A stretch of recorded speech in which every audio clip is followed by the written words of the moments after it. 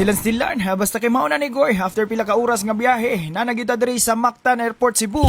Mati Goy, gikan diri, subida laho sa punta diha sa Bacolod Sila Airport, diha na punta makumbate. Okay, og diri Goy, wadyo po damha nga makita nato diri si Ma'am Charlotte og si Idol BJ.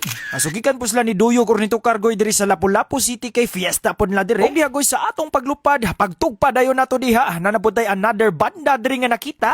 Sumao din ni Goy ang Don Pitok Band, usap po ni sila sa atong pinaka-idolan. Og diri ang akong mastorya, big salute and kudos sa tanang banda diri ang atong nakita. Amping mo Goy sa inyong pagbiyahe og paglambugay. Support local lang kita kanunay, basta kay pag-abot na nato diri sa Bacolod Silay. Ato ara tan-aw na gusto mga aliwang diri nagsugod nagsinapulay. Ayay ka.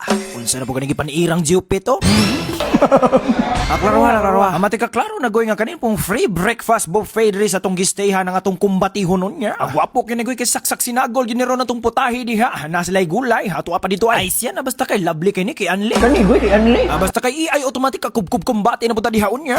Nga may pambamahaw daan. Suryaan na po do. Ay siya na basta kay palas finishing bagdok na to ning gulay-gulay ni Tiya Badiday mao man ninong DJ. Namapa nas Jupet. Usog di na nadihaglang bugay. Let's go. Asway Goy, sa may adlaw pa natong tanan diha. Matiklan po di ay ato Goy. So nandito karon diri sa Bacolod City, sumoy paghuman na tugtukar diri silang SMX Convention Center Goy. So may pagumana tong tukar gapon Goy diri para sa celebration sa Thanksgiving party sa taga Crispy King Ventures Goy. Okay nya gwapo kay barbuya katong gistayhan diri sa Park Inn Hotel Goy kay nas lagi tawag diri nga free breakfast buffet. Okay, abli sa kuno ba kiklarohon nato ni. Unya pagkangaan nga buffet Goy, hato ara. Iyay ka. Na mga sagbot-sagbot nga giandam diri oh. Probiyag high-tech sa ginilang dispenser diri kay pero di lang kita mag-focus sa mga materialis na diha. Kani may fokusa na to. Mangun sa ba? Sus na unsa hinayag jud pug radar nimo ay. Focus na ta diri sa ilang gitawag nga buffet. Kay laktod nga pagastorya gay kung magpalangay-langay ka. Adi na jud kakaabot diha sa uban pa nilang putahe. Mati kumbati na siguro ni. Tulid ang tinain na to ani. Pero ay sabi kay Murnay nagpakoy-kahoy nga corn burp diri ha. Basta kay mao naman jud ni. To pa dito. Stilan.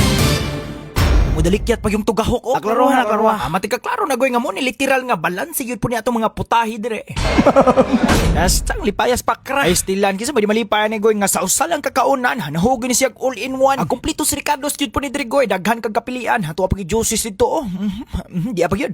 Basta kay diha Goy na kayong kong grabe ka sulit yun po ni dire ang among gistayhan. Yes Goy tinuod nga kani siya may pagkamahalan pero sulit ra pud kayo ang imong gibayran. Nganon kayo man sa kapon. Okay butang talan Goy manabana nako tag 5,000 ang usa ka room dire. Pero mo kubkob sa tadihag balik sa Ismail po dawan ginansiya patag sa kalibo. Bitaw. Tapi tag si hilain pa yato sige ngani nga hotel gani pakuntahan ko na de kuno. Sa nga ning hotel? Park in. Park in. Wala kita. So ang hotel Goy mo gistayan Goy gigan lang Park in. Okay mo na siya usas pinakasulit ug pinakagwapo nga hotel ris Bacolod City. Bisan asa ka muling Goy mapawala or sa tuo anli ang mga putahe. Sa kimati kumbati na Goy hastos triyaan na po nimo ng breakfast buffet. Kani mga gulay-gulay assignment lang sa siguro ni. Madahan way ganas jupit oh.